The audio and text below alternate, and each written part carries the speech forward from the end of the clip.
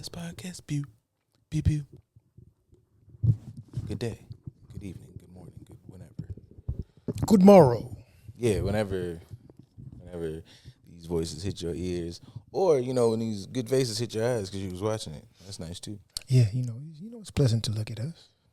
You know it's pleasant to look at us. So if you're just listening, why are you depriving your eyes of such wonderful, immaculate, melanated beauty sitting in front of you? You should be able to just go ahead and embrace it.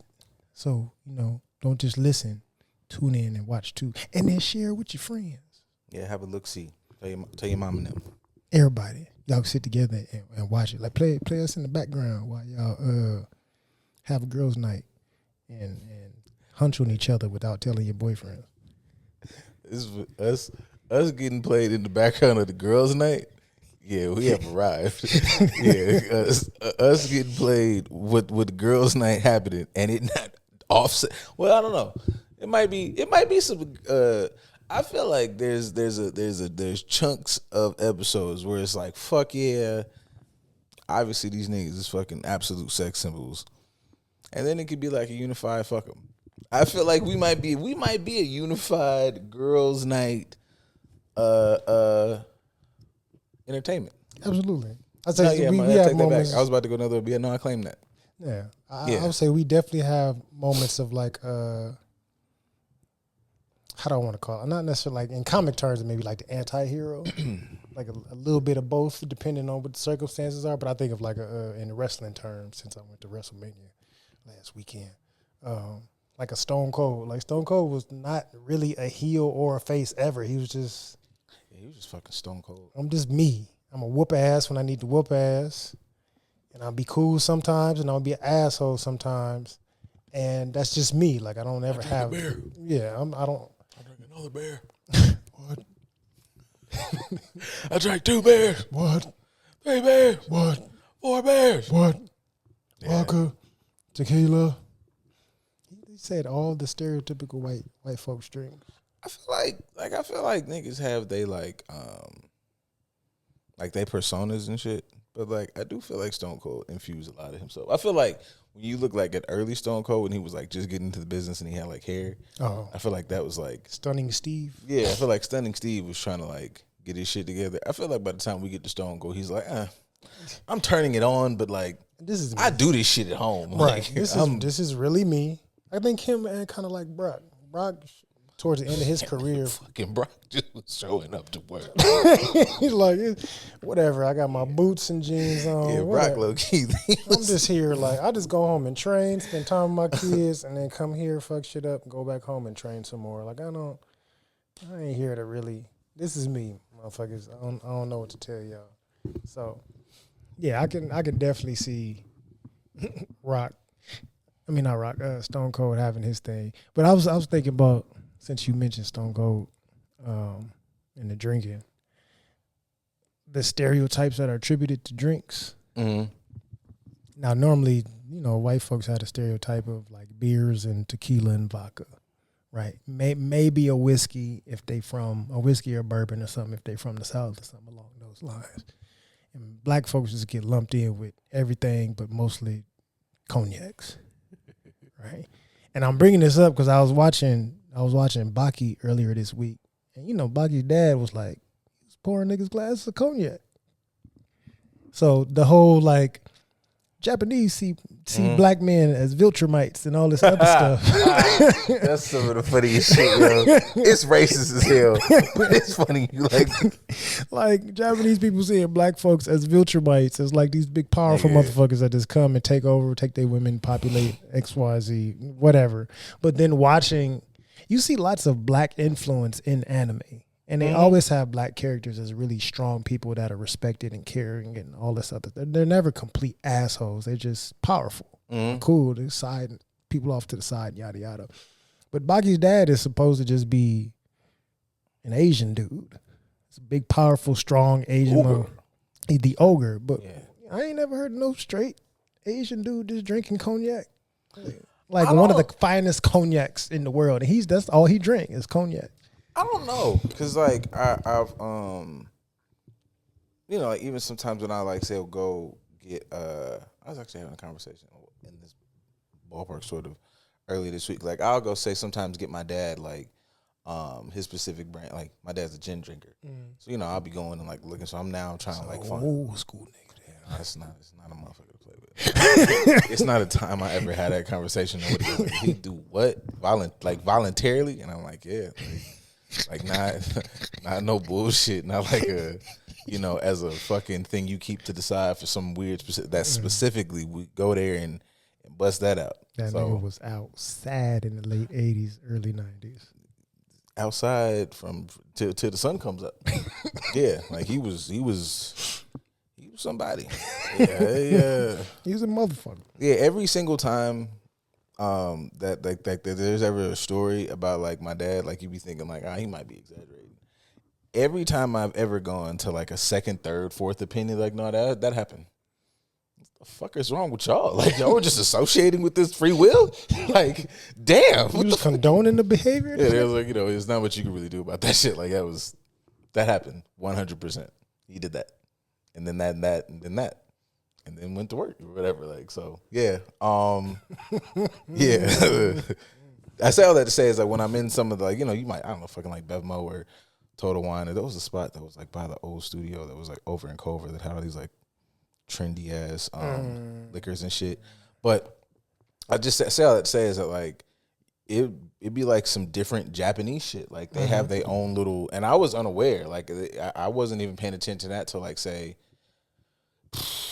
like 2019, 2020, where I was like, oh, so yeah. I mean, I think about it also like sometimes how just like under the radar, like different things happen in other cultures. But you know, you watch anime, you watch whatever's on TV, but like sometimes, you know, you fuck around and have to go to a place and be like, oh yeah, y'all just really out here fucking around like everybody else a little bit. Like y'all have y'all specific angles and versions of it that are very unique to y'all. But sometimes y'all are just out here bullshitting. Absolutely. In the same way, y'all out here fucking around. All right. That's what makes like sometimes frustrates me about the hypocrisy of how people view black folks, black men specifically, because it's like this behavior is not specific to black men or even just the black community. Like everybody in the world do a variation of the same shit that we doing, even down to food. So why y'all look at us crazy when y'all have a variation of doing the same thing, but you will condone your extremes in your culture, but you will downplay the minutes in ours. Something could be a small percentage for us, and you will amplify it till it's the umpteenth degree and make it the story or generalization for everybody. But you will overlook a very more extreme version of that in your own culture and not look at it with the same level of disgust. There's some particular levels of isms in that, like, you know, your racisms, your classisms, your colonialism. Yeah, I think, you know, if I'm just generalizing a variety of cultures kicking our backs in, one, you're gonna take care of your own because you would, and a lot of, you know, our experience has been super unique. Just, I mean, shit, us here in America, but like I'm fresh off my fucking, like, I flip all this shit over. I finished that fucking Frantz Fanon book. So it's like, you know, they've been kicking niggas' asses all across the board. So nobody else has really experienced a level of just consistent ass kickery. You see motherfuckers get their ass kicked and then they get like a little reprieve to figure their shit out. We've been getting our asses kicked quite a bit. So I think you just get to continue to be everybody's asshole. While motherfuckers like have their own gripes within their own communities, they've had these like eras of like pride and ways to connect back. Like there's, you know, you might be a fucking XYZ piece of shit, but they always have their culture to kind of like tie to.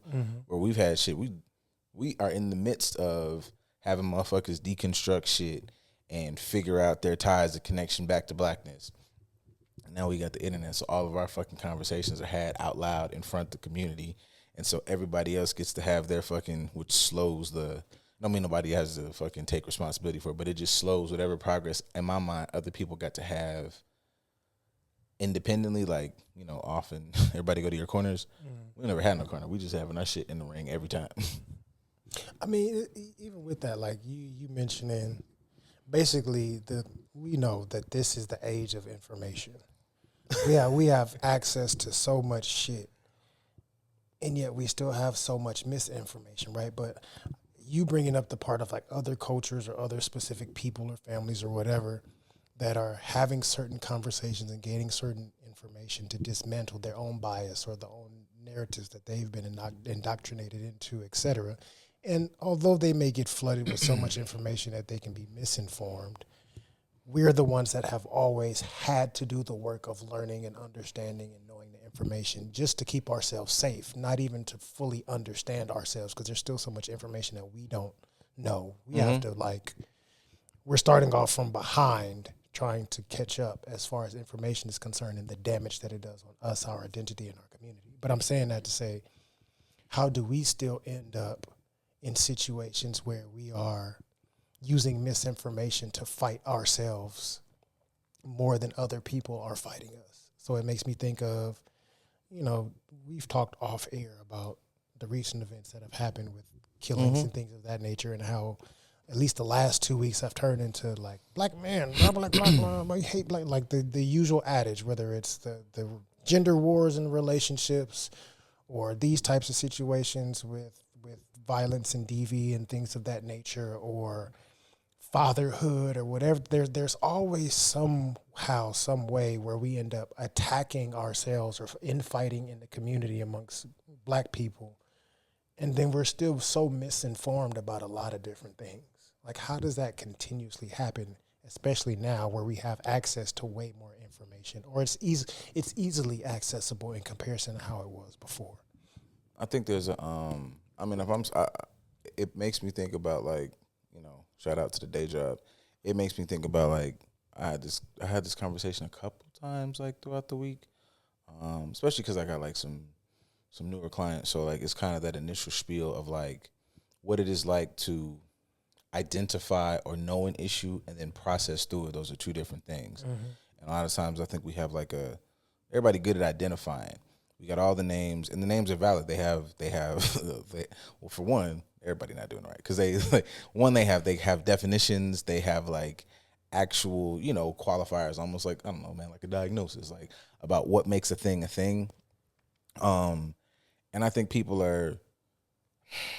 we are having conversations that are mixed and mashed up in, like, real time at the same time. Like, there's the ongoing joke about, like, I know I've said it up here about, like, you are carrying, that Donnell or Keisha made fun of you in middle school in front of everybody, and now you've hated the other side since then, and everything has been exacerbated. Every experience that you didn't like is, like, elevated because we never processed that. You might be able to identify, like, I didn't like it like this because it's hurt me.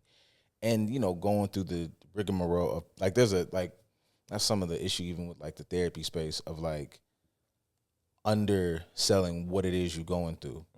And so I think everybody gets in, you get in these conversations, and I think, some of this shit is just, like, everything that's happened over the past, like, 2 weeks is just some flat out devastating shit.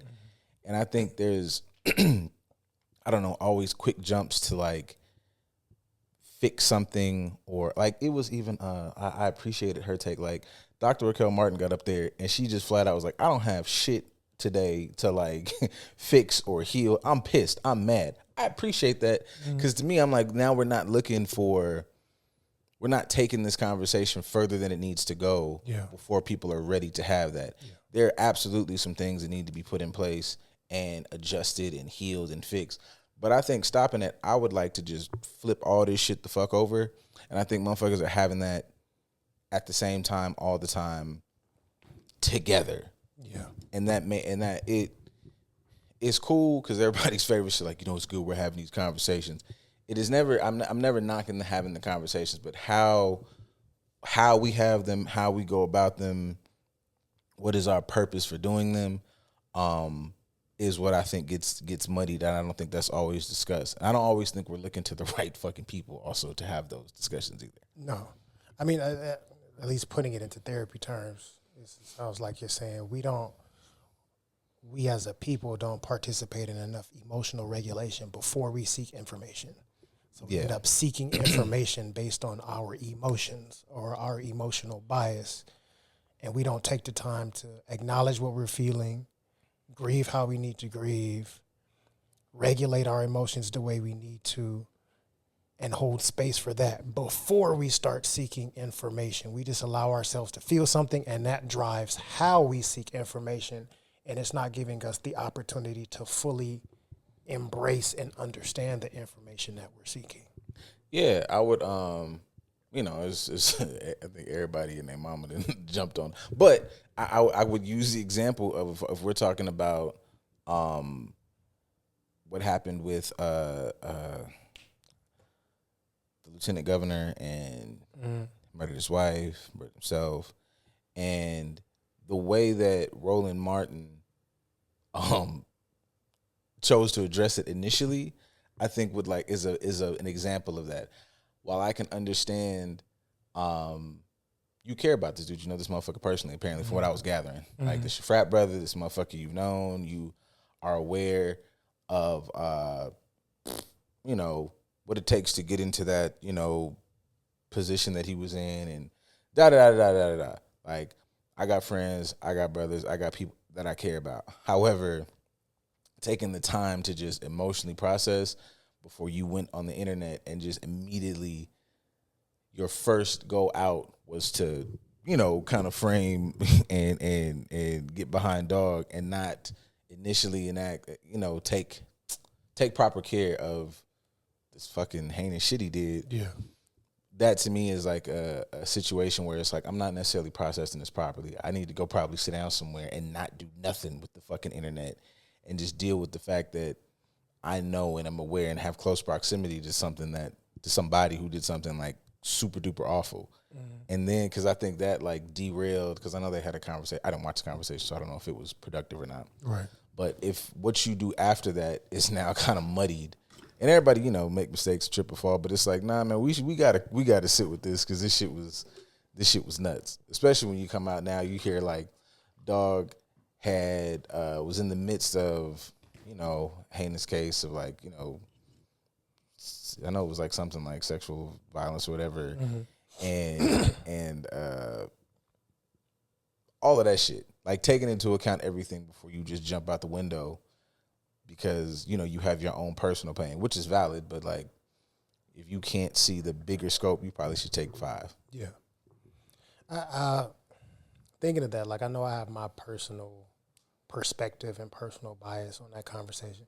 I think the thing that kind of frustrated me a little bit about it was how there were people trying to talk about this being a response to some sort of mental and emotional issues. And a lot of people are like, no, I don't like the fact that when men do these things, we always want to make it about mental health and blah, blah, blah. We need to talk more about how these men just mistreat us and they're violent towards us, and black men don't know how to treat black women. It's like, whoa, why is it not okay to talk about these behaviors being an aspect of some sort of being unwell? Why do we have to just take the narrative and say, no, that's just how black men are, and black men need to take accountability for how they kill black women and treat black women and this, that, and the other, blah, blah, blah. And it's like, I can understand looking at the behavior, but even in therapy, when we look at a behavior, since a lot of you get your therapy from TikTok and you learned how CBT is like a popular thing to process, and you come to therapy asking for it, cognitive behavioral therapy, you have therapy to look at the behaviors and process the cognitions that created the behaviors. Why are we not willing to look at the mental health aspect of things, and we're only looking at the behaviors of black men and demonizing black men as that and making it a generalization, but we're not willing to factor in the cognitions and the environments that created the cognition? Like, why are we not looking at the entire scope? I think that kind of bugged me, that people were trying to negate or push away having a mental health conversation and how that leads to these type of behaviors, especially after the weeks before y'all was like, yeah, black men's mental health is important, this, that, and the other, blah, blah, blah, and something like this happens, and you're like, no, we don't want to give them the excuse of having mental health issues. These are just terrible people. I think that's sometimes how people frame, and I think, I would say, I guess all of us have a certain level of responsibility in how mental health has sometimes been framed as a catch-all or a way to excuse behavior as opposed to something to understand of how this behavior came about. I think a lot of times it is been used by whatever group you're part of as a way to like shuck responsibility. So I can understand that pushback because they do, that's the same shit we have with white boy go fucking ape shit, and it's rarely looked at. Like now we have you see it on social media, and even with that you have to follow certain platforms and creators that are like, following, getting the knowledge, getting the fucking journal shit about this is a pattern within this community about this A, B, and C. But white dude go blow up a school or some shit. It's like he was going through a lot, and it is used as a way to kind of lessen and lower what was going on, as opposed to. So I can see that in this situation where like that's the first thing motherfuckers say, and the immediate thing is like, oh, you trying to take away from the actual danger and shit that we live in, as women, black women specifically, day in and day out. So like I understood that response. I think there has to be a better conversation around when motherfuckers is looking at, the mental health of a thing, like what the goal is. If we're gonna talk about the mental health and the systemic issues and all that shit, I think that plays a part. I think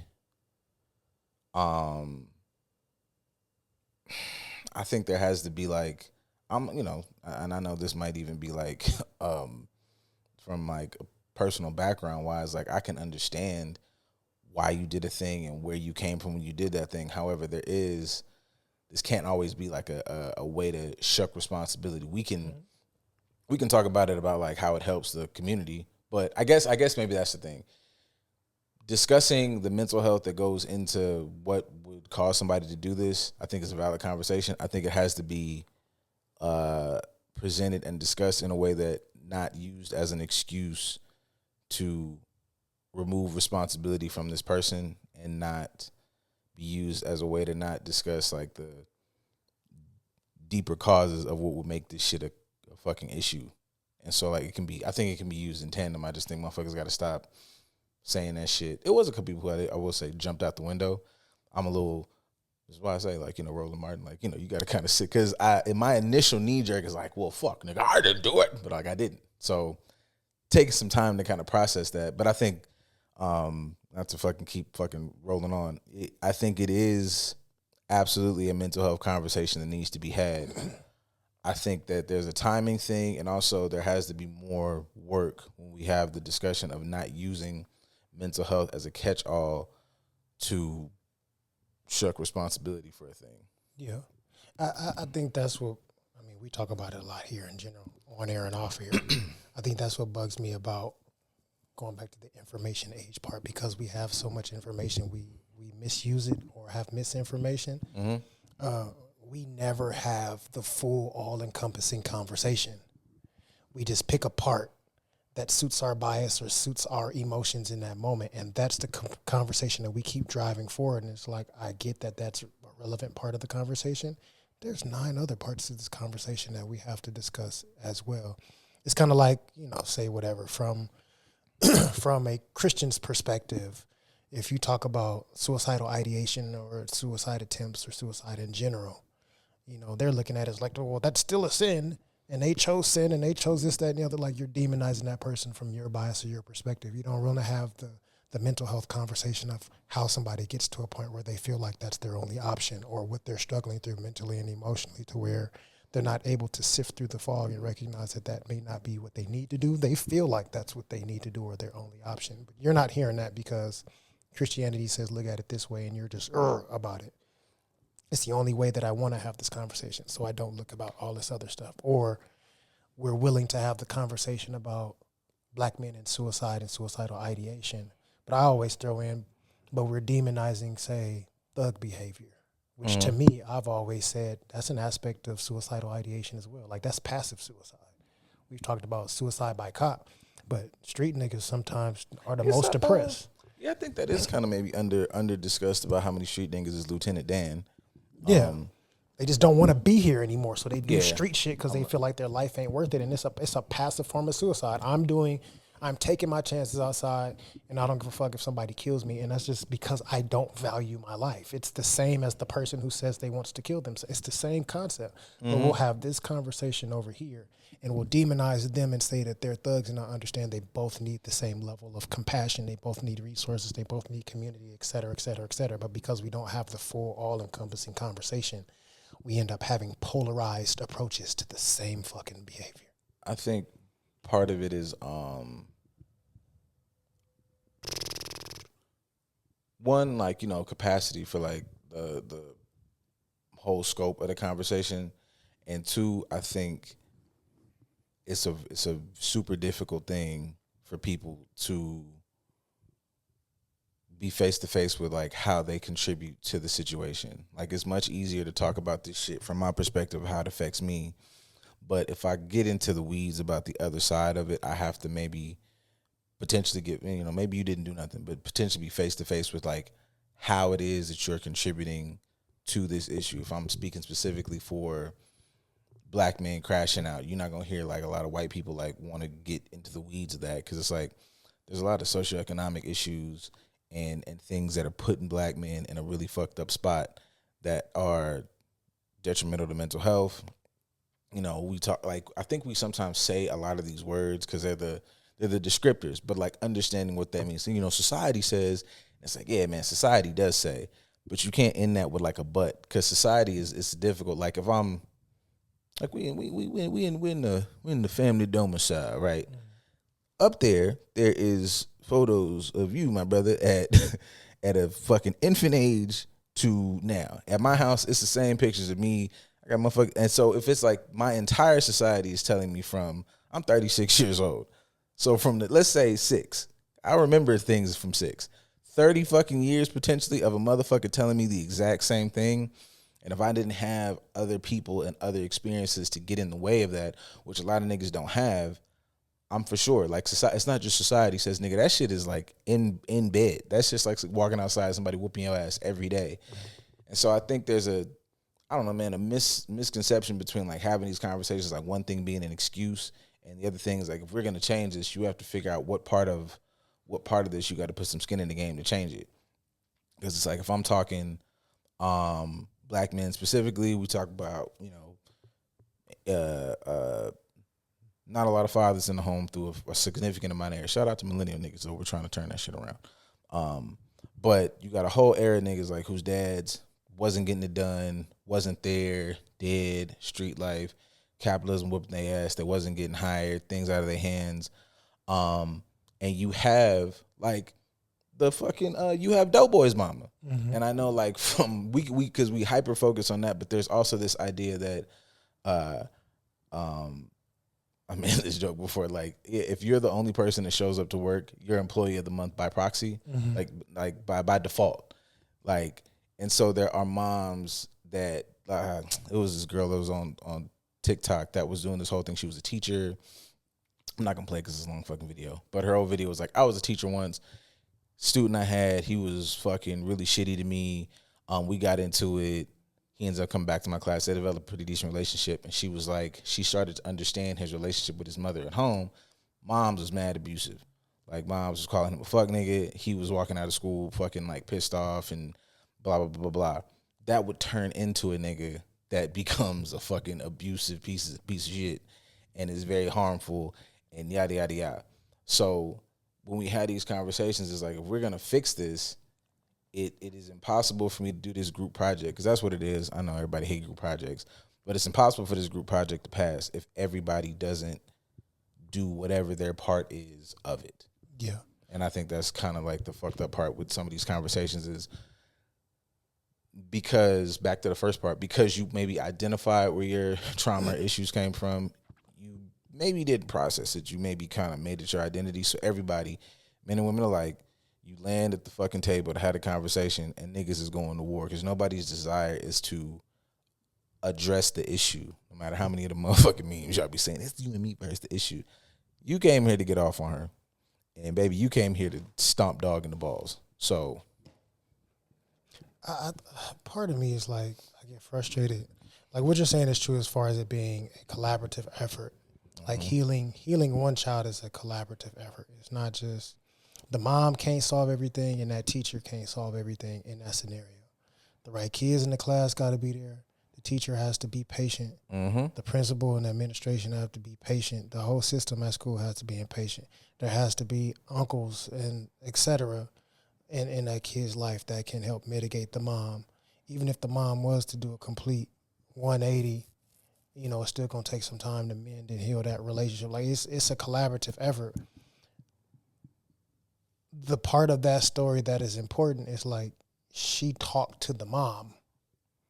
And that's when it made sense to her, like, oh, shit, I'm approaching this kid wrong, and I'm frustrated at him, and now I get to see it's really the mom. The mom has created this problem because she mistreats him severely, and he brings that anger and frustration to school. But what happens if she never has a conversation with mom? Land with me. You mentioned, you know, if we're lucky, if we're not slipping through the cracks or whatever. right? And but you and me both working in the field, we understand there's way more that slip through the cracks than there are kids that come across teachers like this. There's so many teachers that put the kid out their classroom and never want them back in their classroom just because I don't get paid enough to deal with this bullshit. So those kids continue to slip through the cracks until they become adults, right? And say, for instance, they come across some woman with a savior complex who feels like I can change him and I can fix him. So now you're the one going through the abuse because you're starting to try and do all this work that all these other people passed on choosing to do. Now, granted, you're doing this for the sake of your own ego. You're not doing this really for him. But at least you're starting the process of showing him somewhat of what care can look like, and he doesn't understand how to treat it. So now he's a statistic as far as being one of these ain't shit niggas that mistreat you or get you pregnant, abandon you, yada, yada, yada, yada, yada, whatever, whichever variation it falls into, because so many people chose not to do their part. Yeah. So it's like, how do we get to that? Because even like you mentioned Doughboy's mom, even the recruiter that came to talk to Ricky, he can kind of see that mom was like, he looks at the environment, that's your lady, that's your child. This your mama. That's your, like, he gets a glimpse of the household environment you're coming in, and he's still like, let me just focus on getting you to USC. But that's the best way that he can intervene. But ain't nobody else in all these years peeped the environment that Ricky was in. Even with him being a superstar athlete, people only saw his potential as an athlete and being a decent student. They still didn't understand the environment that he had to deal with at home. Even at that time, being in the height of gang shit. You go to Crenshaw, we know what neighborhood you in. Ain't nobody thought like, you thought Ricky just came from a loving household with two parents?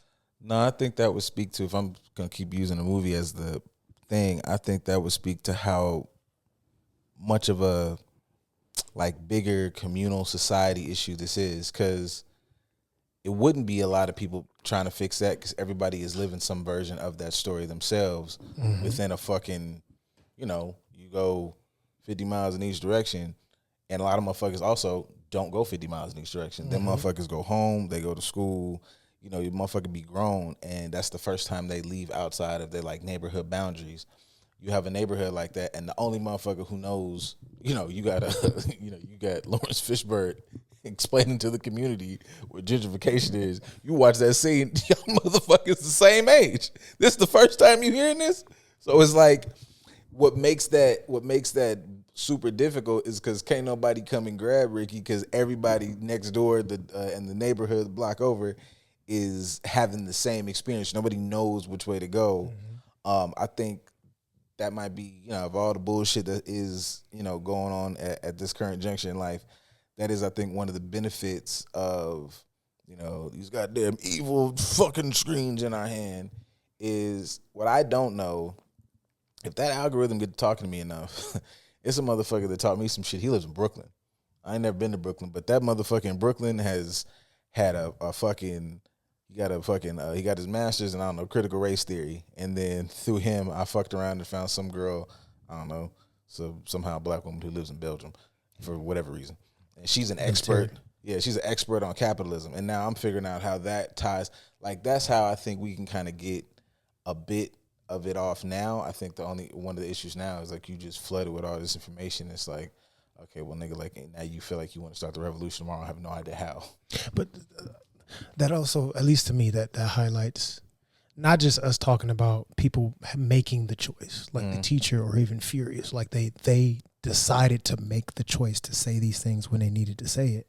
On social media, there's a lot of people making the choice to say these things, but you're really only doing it not because you really want to bring attention to that, but because you want to bring attention to yourself, and it helps you build a platform. So it's like not just choosing to do the things to help better yourself and the community and those around you in direct positioning, but like, let me do it because I actually give a fuck, not doing it because I want the attention. Like I mentioned, said girl comes across said ain't shit nigga that's just unhealed. You only trying to be his savior for your own ego. You're not doing it because you actually care about his betterment. I'm doing this because I want something from him, and I think that I want the gratification knowing that I was the one that changed him because I'm special, right? But it's like people choosing to do shit not because you actually care about making a difference.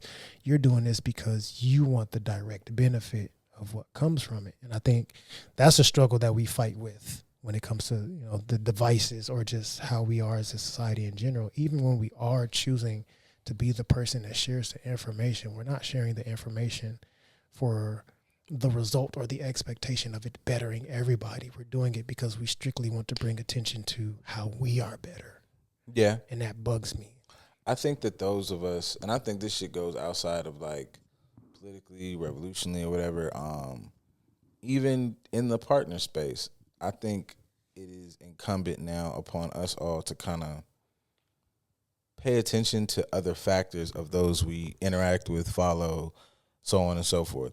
It's like, I appreciate you being a super, creator and you put on for the whatever.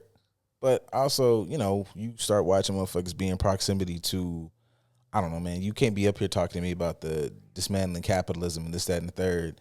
And then I watched you kind of in Dolce & Gabbana at the fucking BET Awards. I'm not saying that you can't maybe engage in those spaces, but I think those are things you have to be aware of. So I might take that back and not be super harsh that you can't do none of that. But Martin Luther King and them niggas was fucking up them goddamn shoes in the hood with everybody else.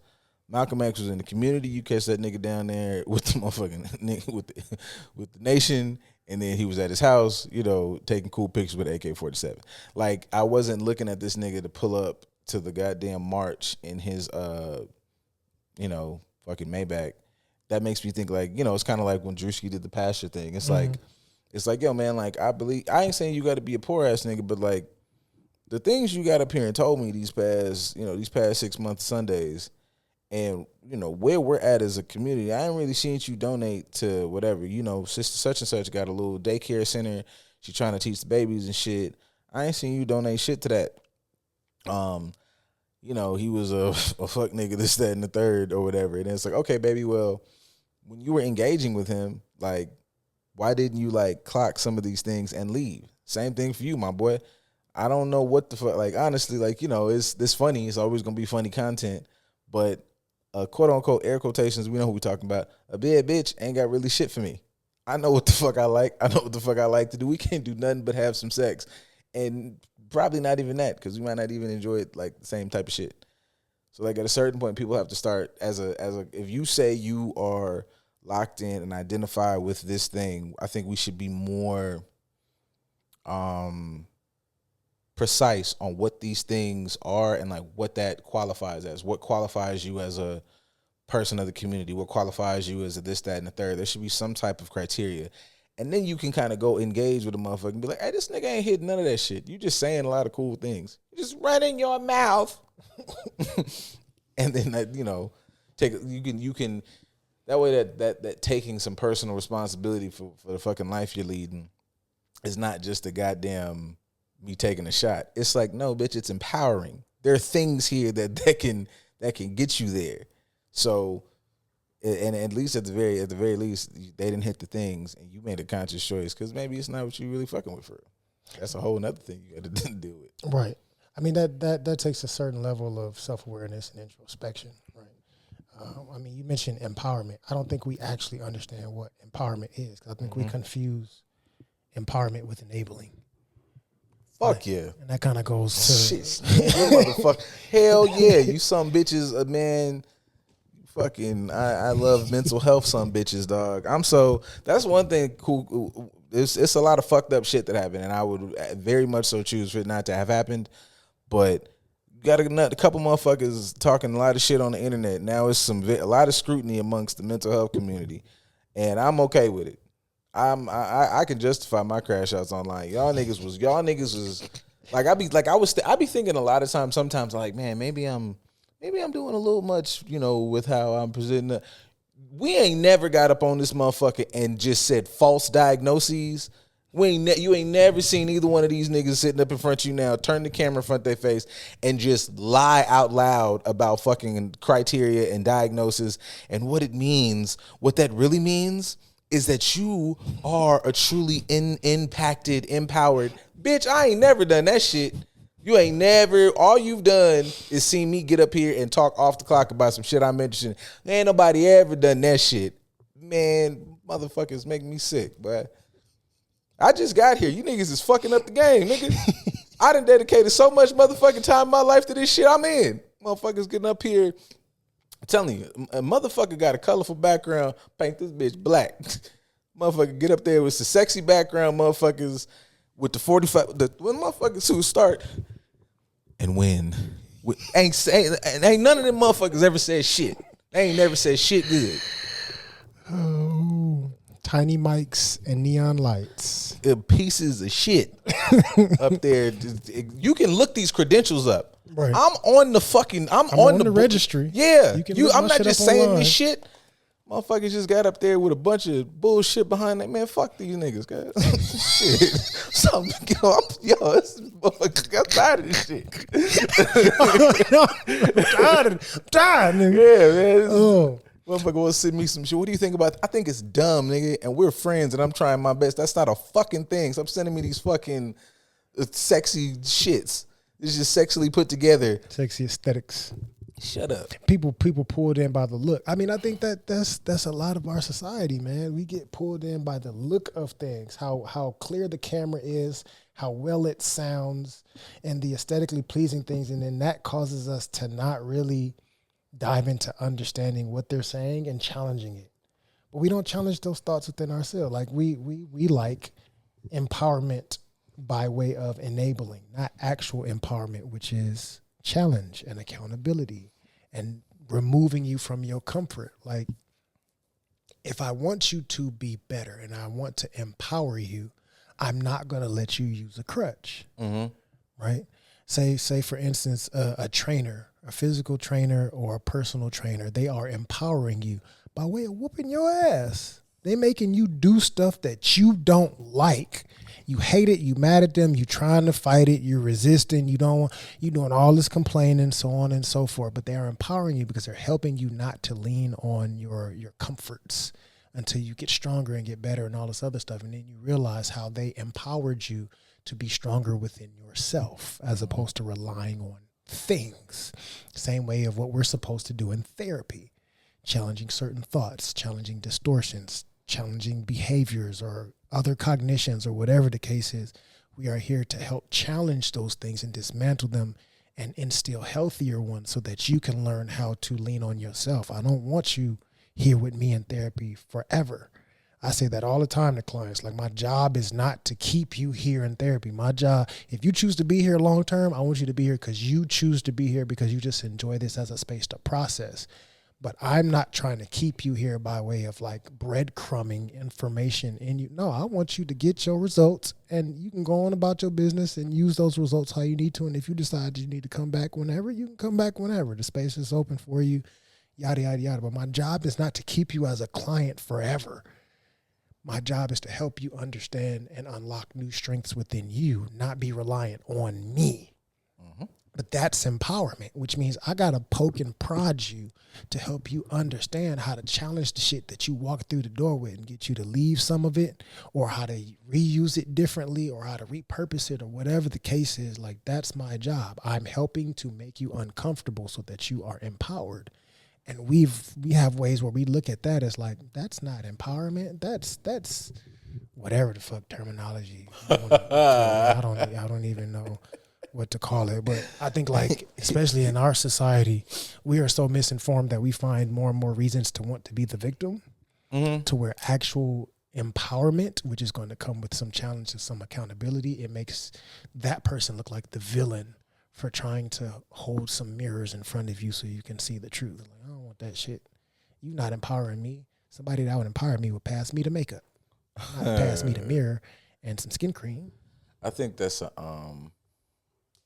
I mean, you know, once you kind of develop a better thing to look for, but I think that is like, I ain't gonna say it's cool because it's still, I think it is shitting on the space, but it is something to look for. When I'm looking to like motherfuckers talk about content and everybody who I think, who, as far as I can tell, like is actively in the field, either has done like the work or is in some current function, like still doing it. There's even if you have your biases or your allegiances to whatever community, or maybe you're losing out. Like I see some white women up there, like they don't know, they're not saying the thing that speaks to me deeply because they're not talking to a black man. But when they discuss like therapy and when they discuss like how they go about it, I was like, this is somebody who like is experienced in taking somebody, you know, you've sat in front of somebody, you developed like, okay, what is your treatment, man? What are your goals in this? Help them get there. You know, it doesn't sound as sexy as like when your wings expand and you know, they're not doing that shit. It's not just genuine empowerment. Empowerment is like, okay, like what's that fucking I done seen somebody post that this week. It was that goddamn Evan Almighty shit, and it was like, when you ask God for patience, does he just give you patience, or does he put you in a position to be patient? Which, word to Morgan Freeman, it sounds like some hokey dokey shit, but that would be part of the skills we like are developing. If you got an issue, man, I have to build that up in you. Same thing. I use the workout analogy. I would like to take a poll with therapists, like how many of us use that fucking workout analogy, because it's valid. There's nothing in here that I'm gonna do it for you. We have to, like, you know, work on developing those skills. So long and short, when y'all be posting a meme and a nigga's just like, you know, I am you know, I'm empowered because you can do that. That can be a practice in which you are like empowering yourself. You're somebody who is closed off, shut in, and now you're going and like you're going to functions that you enjoy. I've always wanted to go to, I don't fucking know, a concert, and I had like terrible anxiety about that shit. Like, cool, that's empowering because you are challenging like your fucking innate desire to want to like hovel and jump into a fucking somebody's pocket and never be seen again. But bitch, motherfucking Post Malone is not fucking empowered. Shut up. Damn, that's not fucking what? You up there just crispy chicken, fresh lettuce. That's not empowering. It's just a song, dummy. Damn.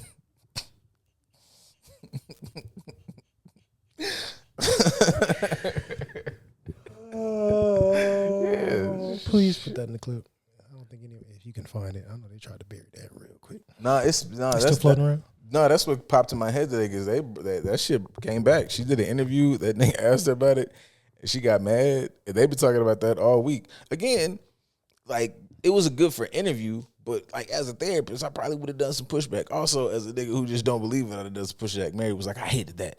Nobody, it was completely misput together, and it was like, man, I don't give a fuck how they cut this. You got up there and sung crispy chicken, fresh lettuce. Too fluffy, too tortilla. Like, I don't give a fuck how they cut this. You was in here singing about chicken, and that was where the thing came about. We could explore this.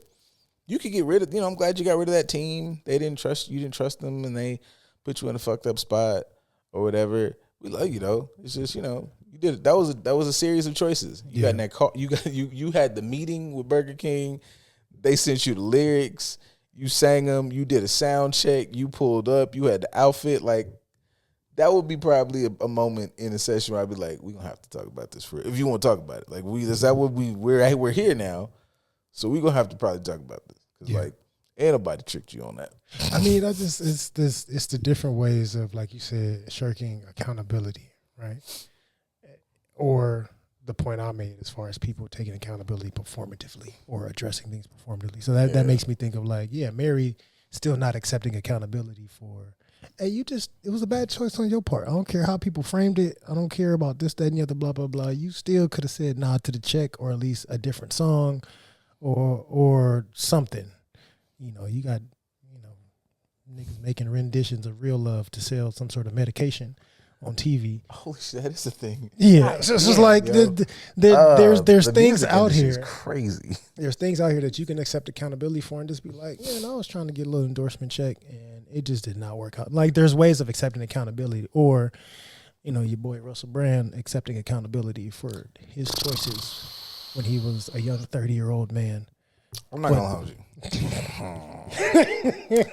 So, between him, that conversation, it was sometimes I'm not gonna hold you.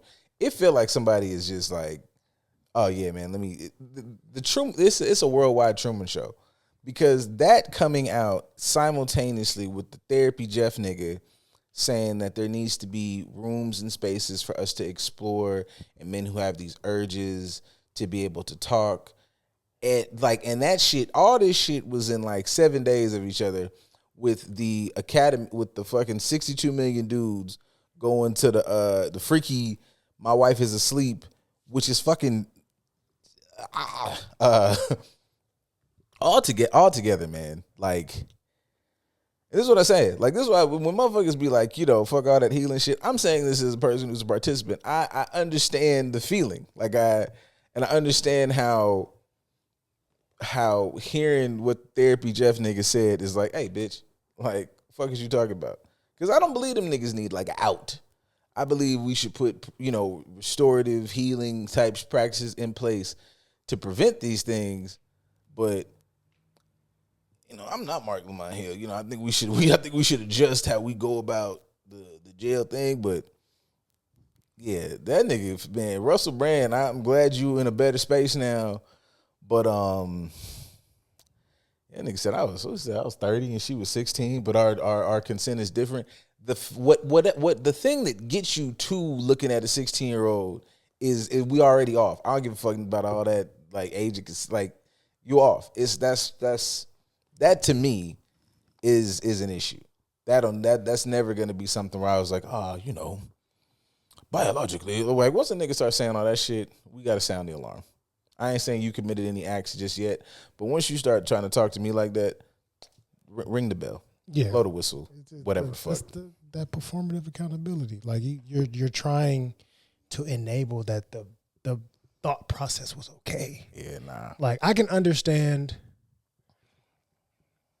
if he took accountability, saying like, my ego was trash and like me just being able to do whatever I wanted to do, and that's something that I felt like I can do and manipulate and not have to take accountability for, and that was just an ain't shit thing on my perspective, and disgusting to a point. Like, I can accept if that was part of what he was saying, but he's just like, nah, he threw the age of consent in there to like, still, it's not as bad as you think, because it's still a consenting age. It's like, consenting or not, I've said it before. I'll be 40 this year, and I see women that are 21 and be like, nah, man, you attractive. Like, I can see a girl that I can tell is younger, significantly younger than me.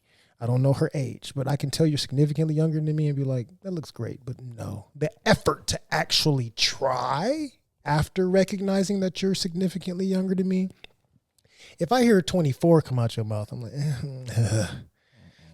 go ahead, baby. It looks great, but I'm going to go ahead and stay over there. So I can, for 16, I walk past a high school every day going to the gym. And I don't care how developed you are for your age. You walking into a high school, ain't nothing in this world to make me actually want to tap you on your shoulder and say, hey. I need to be able to sing. This is, and she better finish that shit.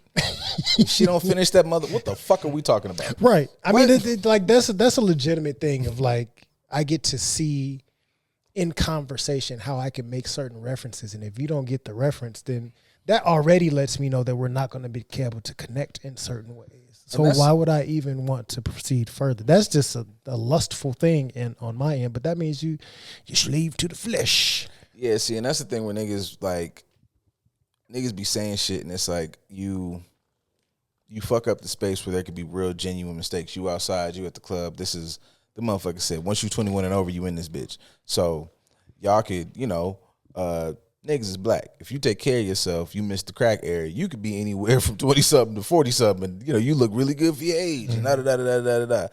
But as you having this conversation, man, like there's what could be like I was talking to this motherfucker outside in this situation, and you just, if that question never came up, that's one thing where you might not be a creep, you having a conversation. But like, it's a nigga who will take that and then go, well, shit, man, it's legal. Well, now you're a weirdo. Like, niggas who are weirdos, and I think not taking the weirdo niggas seriously is what makes it fucks up a nigga, say, for that scenario I just made up. Like you would have to look at that dude as like, oh, you can't just go, oh, he made a mistake. You go, maybe. Because there's too many motherfuckers that be like, man, 22 is, you 57, Charles. The fuck are you, nigga, shut up. You trying to get your rocks off. Yeah, man, shit, the motherfucker, every titty you have need to have some hang to it. Right. But I'll to take my accountability for my own recommendation as far as having the full conversation. If I'm not mistaken, I think I recall in Russell Brand's first book, as far as him talking about shit that he had been through when he was younger. So like him going through the shit he went through when he was younger, and substance use and fame and all this other stuff, that's what contributes to this mindset that you have.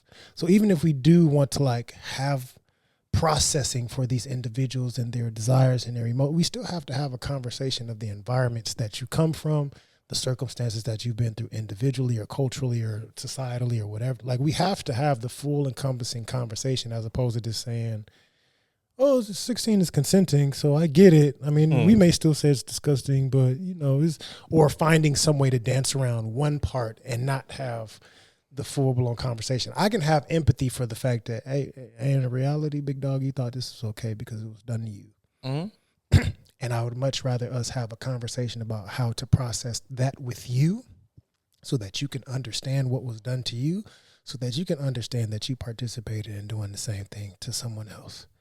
And it's okay to, like me, give you grace and space and empathy and empower you enough to understand that you got to take accountability for processing how you were mistreated, so you can realize how you mistreated other people, as opposed to just saying, well, I was just immature at that point in time in my life.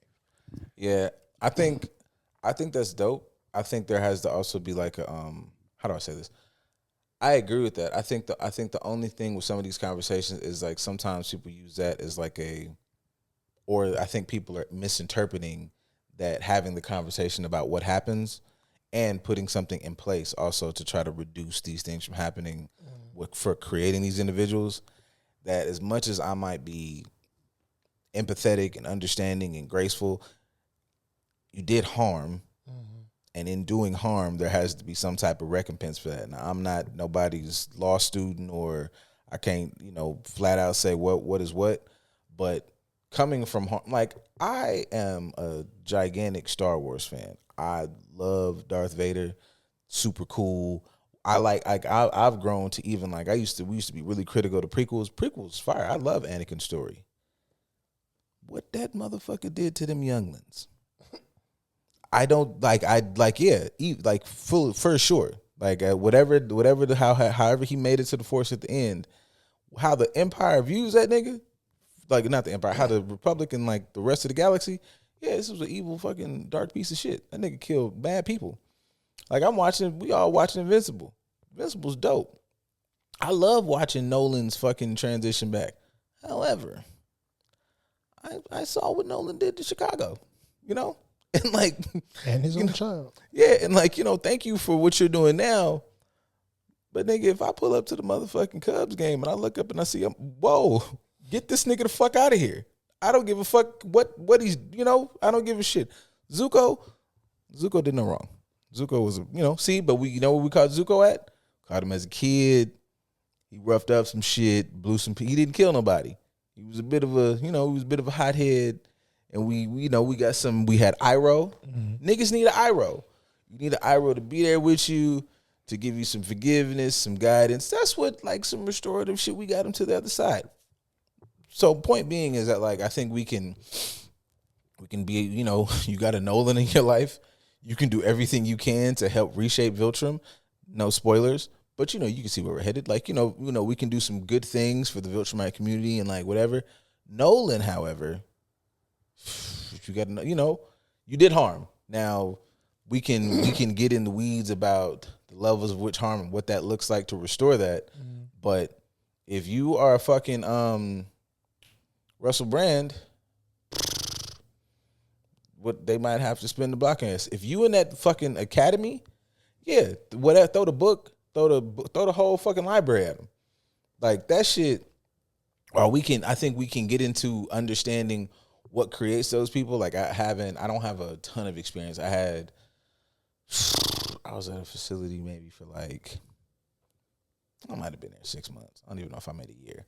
But that was one of my first experience, like, in depth with that community. They were younger though.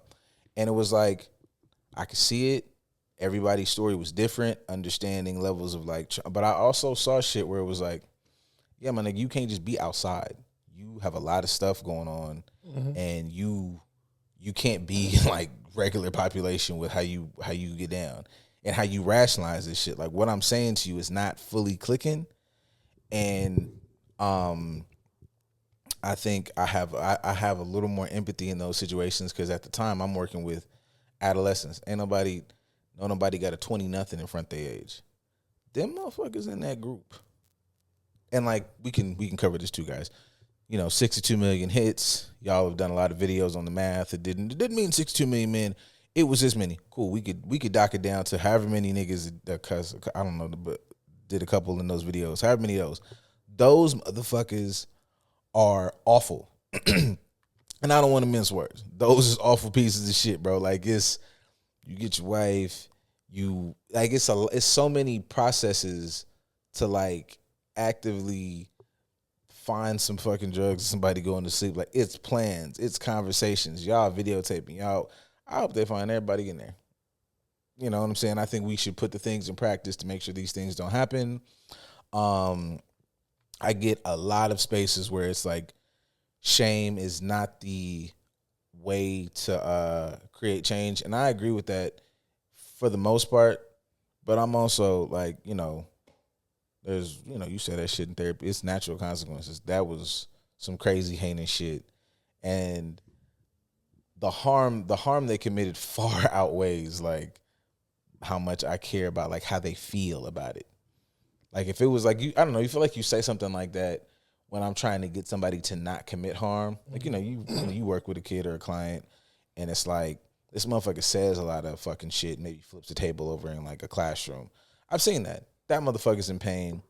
The harm he did, like, if we're gonna look at this, like, through in the macro, it's not a big deal. He disrupted class. He's in pain. I'm hyper focused on his pain to prevent future harm. But there's a certain level where you start doing some levels of harm where it's like, I want to make sure this never happens to anybody else. I want to make sure there's no other people that kind of follow this path. You, however, have to figure this out in another environment. Because, yeah. Yeah. I think this may be my bias as well.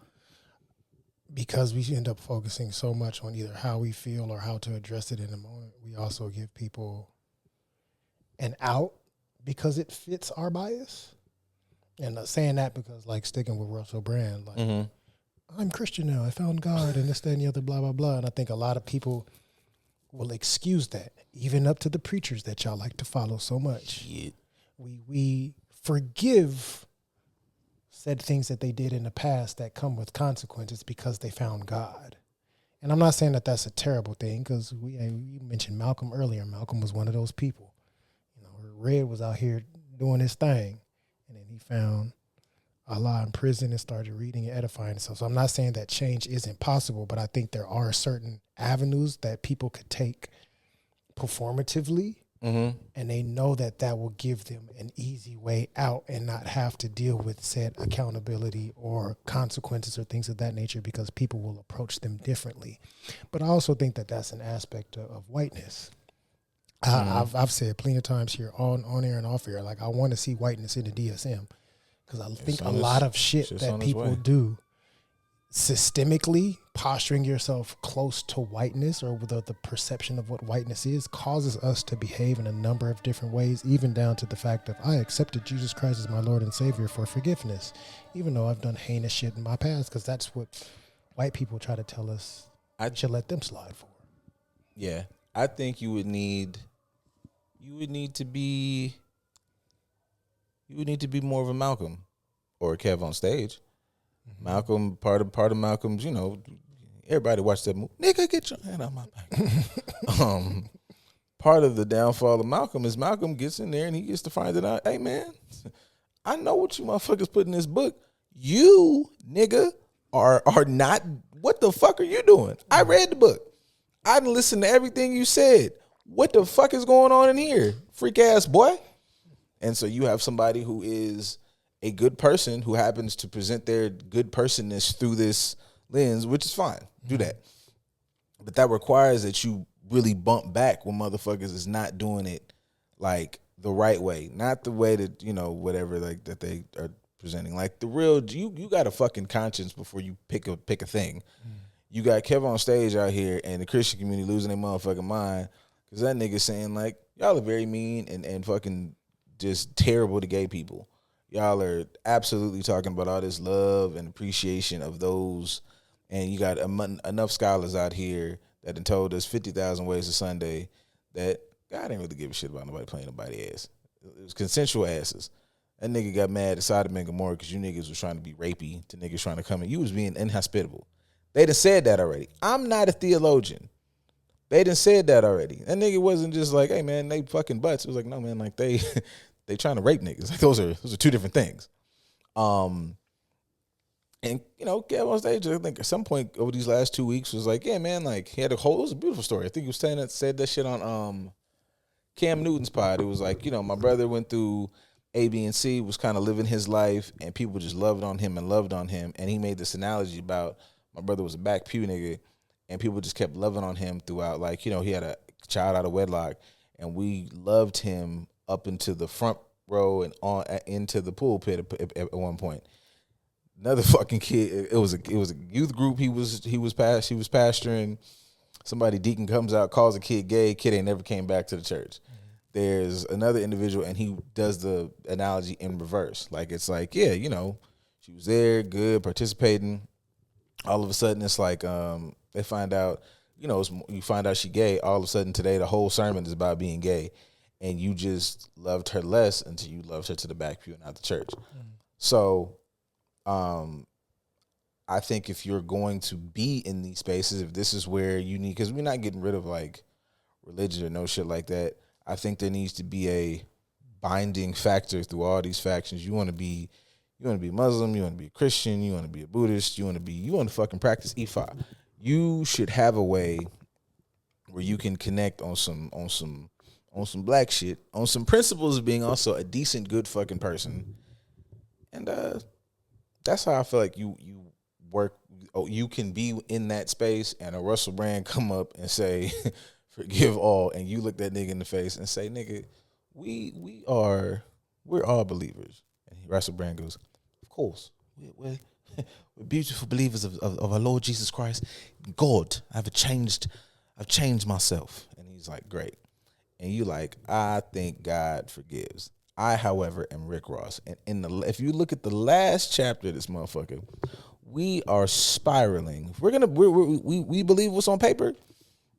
Head first, 100 miles an hour towards what is the most nightmare filled fucking event that lasts, I don't know how long. It's dragons, it's boiling water, dead coming back, weird motherfuckers coming out to sea, flaming swords. They slicing motherfuckers left and right. Paying what the fuck you owe. It's everywhere in the fabric of this book. Bitch, you think you finna fucking do some weird shit with a 16-year-old? You just gonna get up here on this fucking and say nothing? Okay, well, cool. Her daddy and her fucking uncle's in the back, and I done locked the doors of this motherfucker. Y'all figured out. Okay, bye. Man, shit, what? It might even be my bias, but like that same book that you ran to also condoned the same shit that you did. It for sure did. It was a lot of freak shit in there. It was a whole lot of, and that's been a part of religion. That's been a part of a lot of cultures. That's also been a part of whiteness, of like when she has her first blood, she is a woman. So she's on the chopping block. So you talking about a 12, 13, 14-year-old.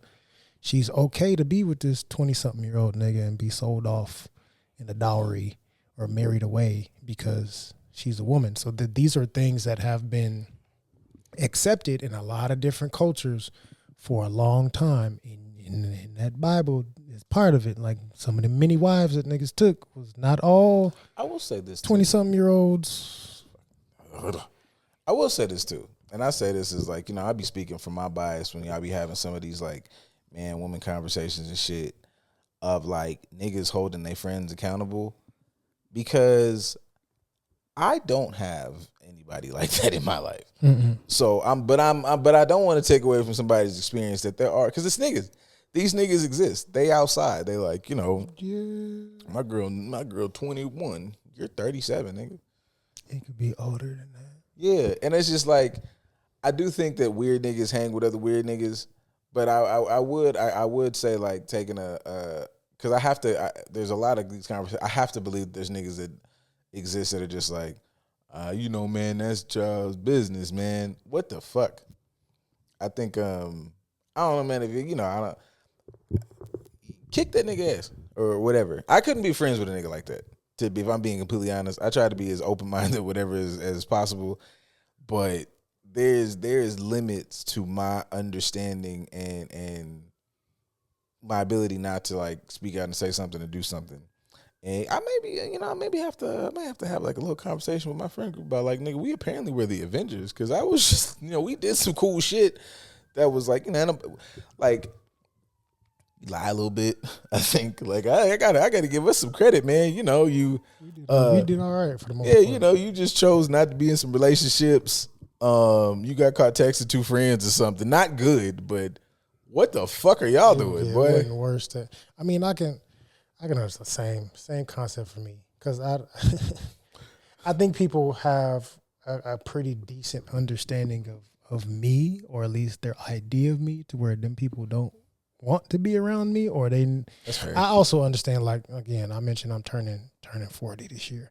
A lot of the other people that I come across are in their mid and early 30s. Mm-hmm. So I can, if you 35, and you say you messing with a 25-year-old, okay, that's within 10 years. It's not my deal, but you're not 40. If you're 40 messing with a 25-year-old, it sounds worse. It is worse. It's it's way worse. So it's like certain stuff I get that I can look at it differently, because, hey, you're younger than me. So, okay, I have to factor that in and let that slide. I'm still not fucking with it. I'm not going to judge you for it, but I also would tell you, nah, I'm about to be 40. Don't nothing 25 look appealing for me enough to chase it down. I can look at it and say it looks good for what it is, but it ain't for me. And I can put that in the context to help them understand, for my age, that doesn't look cool. For you, I get you teetering the line on that, but I need you to be a little bit more careful with your decisions, especially as you creep up to the age that I am. You ain't gonna still be able to make those same decisions. But like how I can lead by example and get people to understand, hey, yeah, you do kind of got a point. I get what you're saying, and I can have that conversation with them. They're receptive. There are some people that are not as receptive. I've known a few, and I have a couple in my family, to be honest, of like they older than me and dating people younger than or as young as they kids are. It's like, can't associate with you, big dog. Like I ain't gonna demonize you, but I'm definitely not gonna put myself in your environment, because I don't want us to end up having to fight over that. I done already made my statement that ain't cool. That ain't what it is, and I know everybody's kind of telling you that same narrative. So my statement is distance. Keeping my distance away from you lets you know that I ain't condoning what you got going. I can appreciate that you ain't dabbling in no children, but you teetering, and I can't fucks with it. So I don't even want to be associated with it. I got to keep my distance on you. Lay you from a distance, partner. Please don't go no further. But I can appreciate that people around me can understand the type of person I am, to where they wouldn't even want to put me in that position of having to deal with that, because they know that ain't my get down. So thank you, I guess. But like, do the work for yourself to understand what you got going on, and just how to be better. Like, don't take actual accountability, like take actual responsibility and learn how to figure out the ways that you're doing shit ain't necessarily healthy. Not because we may say it's unhealthy, but because you actually understand for yourself, like this comes from this part of me and this is the part of me I actually have to address. You know, I think that's a good part of motherfuckers had this accountability conversation about like what the fuck is that? As opposed to just being like, you know, everybody said that, you know, we got to be accountable. Accountability. Women don't know how to be accountable. These motherfuckers, these niggas ain't accountable. And it's like mapping a little bit of what that looks like. Because it's like, man, it ain't just saying like, you know, I fucked up, but I'm getting better. Bitch, how? Like, what does that look like? Like, I can, nigga, depending on what you're trying to get into, we could map out like, you know, you was smacking motherfuckers in the head in February every day. It was 3-4 smacks some motherfuckers in the head. And, you know, March, April, now, you know, smacking motherfuckers in the head maybe, you know, once a week, little shove here. Like, I can track the progress of this. This is like change behavior. Over the course of this change behavior, we have kind of gone into why you smack motherfuckers in the head. Where does that anger come from? Well, you know, I smack motherfuckers in the head. You know, my daddy used to smack motherfuckers in the head. You just tell me, like, you know, only a real motherfucker is smacking motherfuckers in the head. If you're not, like, we figured out where if you're not doing that, I don't really know what the fuck the accountability is as opposed to, you know, just saying it. Because a motherfucker just, you know, we could live together. I love you to death.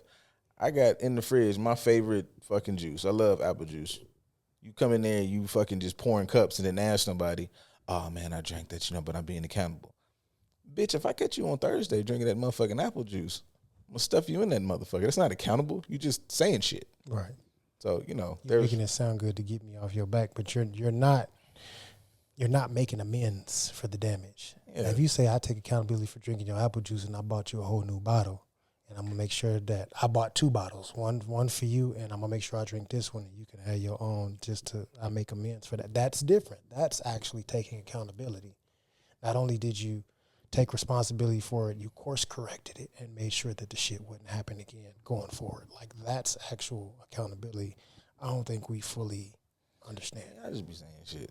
And I think, I don't know, man, I'll be, you know, desiring a result before understanding what it takes to get there. And I'm saying that to those who are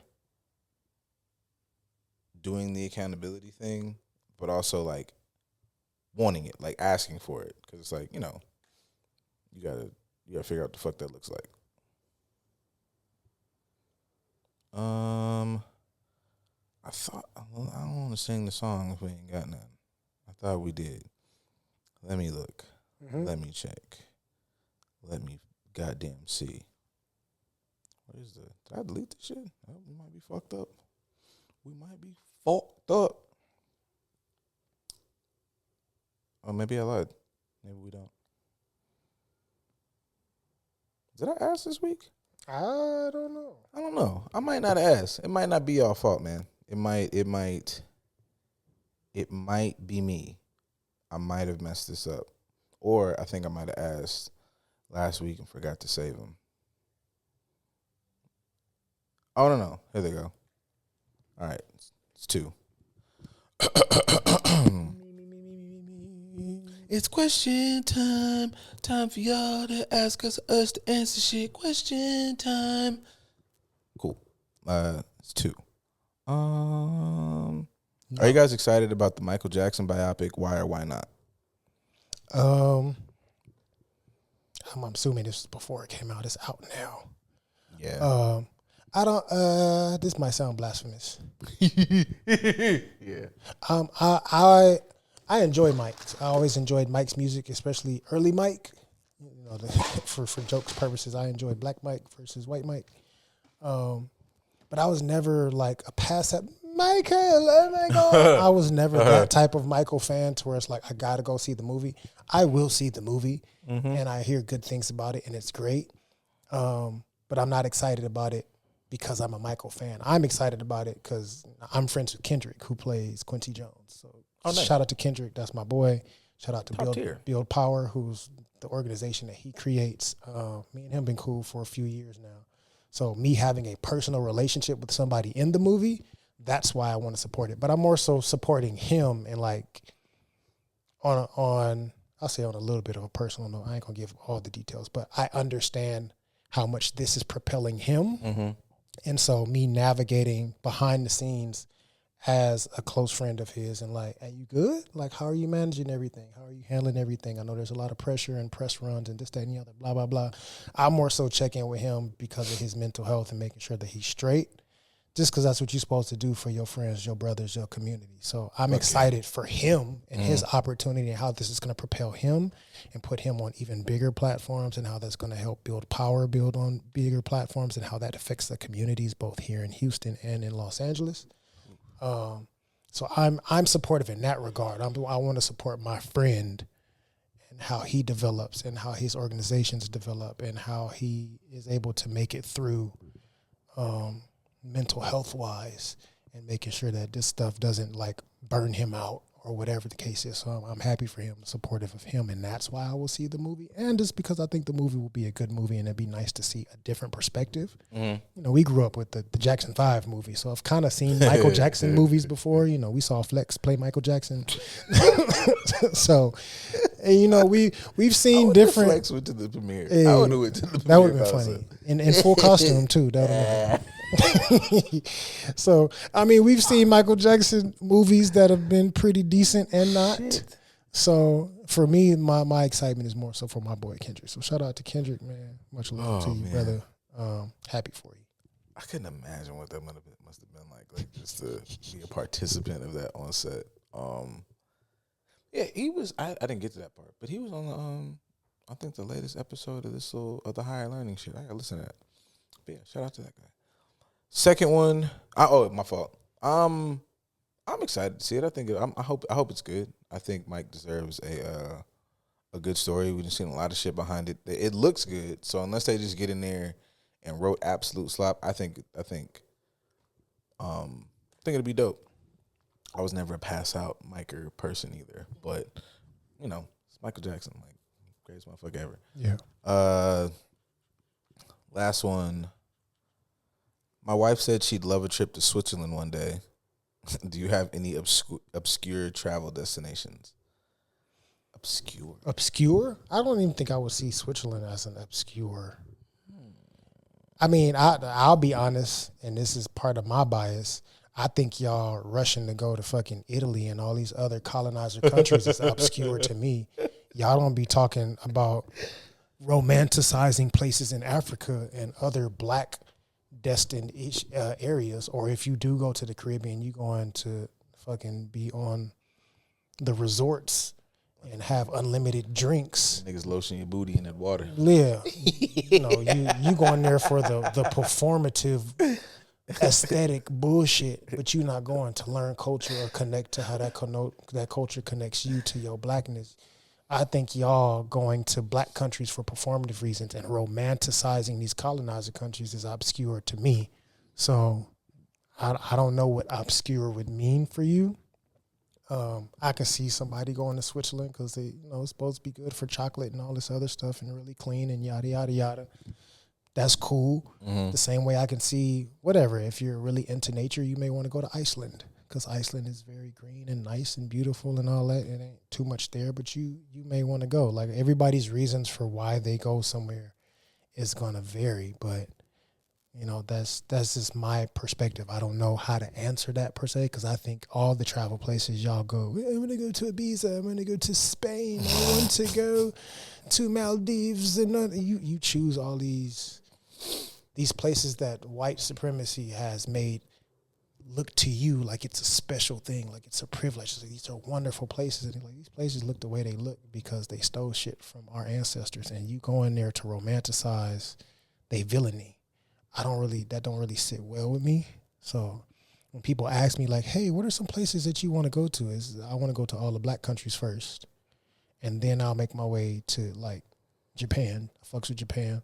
That may be that may be one of few non-black areas that I like want to travel to, and I support Japanese culture, this, that, and the other. It has its issues as well, but even we have ties into the culture in positive ways in Japan. So, your Japans, cool. Maybe your Indonesias and Bali and Philippines and things of that nature. And I still have my reasons for why I want to go to those places. I don't really think of those places as obtuse, but I ain't trying to go to Europe. Anywhere in Europe, I'm not romanticizing going to them places or white areas. So I don't really know how to answer that question. I'm not giving colonized countries my money no time soon. I don't know if I have obscure. I know like in general everybody goes like, I want to go back to the continent. But like I think finding like, I guess quote unquote like an obscure place there, because I know like the places everybody goes. I know people who've gone to like Ghana. I know people who've gone to like Nigeria. Not those are places I absolutely want to visit, but like I guess kind of exploring the continent in a way that like, I guess would find more obscure places, like not as like a flat out tourist.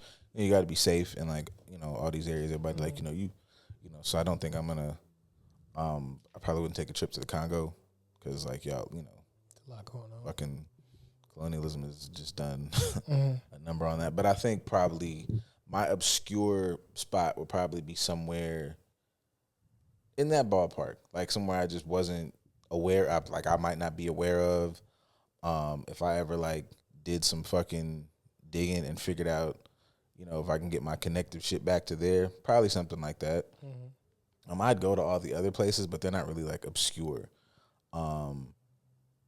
I think that would be it. If I would find my obscure spot, it would be like, there. And yeah. I'm trying to think if I had another spot, but nah, I think that would be mine. That would be my thing. Obscure could be fucking, to a degree, Australia, with its history and how it's treated natives and brown people. And just all the wonderful amounts of large creatures it's got floating through there. Shit, man. Like, I could see that as being obscure, and it's got spiders that fly through the sky and, like, create webs far above your head at certain times of year. The spider's the size of this goddamn machine. Like, yeah, see, I think Australia, I'd have to really, like, map that shit out because Australia will, like I think I'm a pretty, like, upstanding nigga, you know what I'm saying? Like, I done had them cool nigga moments, like, oh my God, what's in here? Like, you go in there, you kill a bug, and shit, you seem like a real nigga, you know what I'm saying? You might be outside, and, like, I've seen coyotes and shit outside, and I'm like, protector. Australia got some shit where it's like, bitch, we gotta have to run. Like, you gotta, I think going to Australia, we have to have a rule that we have to recontextualize what my masculinity looks like, because they got some shit out here that I'm not fucking with. Yeah. So all that fucking me going in first and like fighting off we are gonna get the fuck out of here. And when I pick them up, bitch, you better put them down. Right. That's my only gripe with like Australia is that like, look, we can go, but don't be out here. Know where to go. Yeah, don't be out here in Australia thinking I'm finna fight a fucking 6-foot tarantula. I'm not doing that. No. Okay, like what areas do they exist? Yeah, we're not going there. Yeah, I'm built for United States fucking fears. When we get out here, and that goddamn, you know what I'm saying? There's a fucking thing the size of a kangaroo. I thought it was just kangaroos, but it's a motherfucking snake of a tarantula thing. Girl, like, come on, man, stop fucking playing with me. Yeah, I mean, it's the same. I mean, I went to Brazil, and I know Brazil is known for having large ass anacondas and shit. Man. But I'm not in those areas. I'm in Salvador or Rio or something. Am I out in the Amazon? I'm not opposed to it, but I know there's some shit out there I need to be prepared for. I need to have the right people with me to make sure I can navigate that. It's the same in Australia. Like, I have cousins that are half Australian, so they go to Australia every once in a blue moon to reconnect to that side of their family. Mm-hmm. And that's cool. And even they'll tell you, like, we know what areas to be in to avoid the white people that don't like us and the creatures that don't like us. We know what spaces to be to connect the family and whatnot, and we ain't venturing outside of that. That's my only thing with going to Australia. We done had a night out. We done enjoyed the day. Really, really had a good time. We get back to the spot. It's a motherfucking scorpion on your fucking bag the size of this goddamn laptop with a reaction time that I can't even see well. The bag is lost. Yeah, like, just, it's over with. Don't even worry. But some drawers and some toothpaste, baby. Yeah, we'll spin the block. We'll get it back, but it's over with. Don't ask me to do. Just close that motherfucking door and we out of here. That's all I ask of you.